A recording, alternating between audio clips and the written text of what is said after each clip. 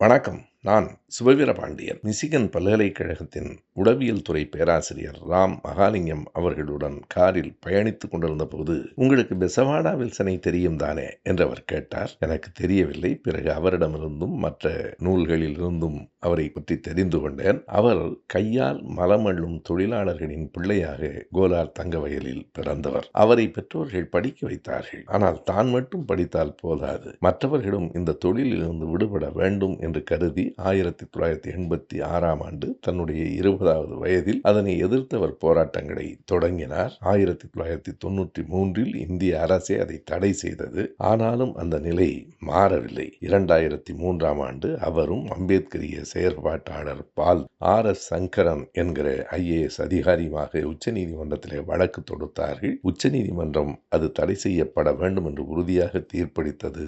இருந்தாலும் என்ன பயன்? இன்றைக்கு தமிழ்நாட்டில் அங்கொன்றும் இங்கொன்றுமாக வட இந்தியாவில் எங்கு பார்த்தாலும் கையால் மலம் அள்ளும் தொழிலாளர்களை பார்க்க முடிகிறது. அதனை எதிர்த்து போராடி கொண்டிருக்கிற பெசவாடா வில்சனை இன்று வரை தெரிந்து கொள்ளாமல் இருந்திருக்கிறோமே என்று எனக்கு வெட்கமாக இருந்தது.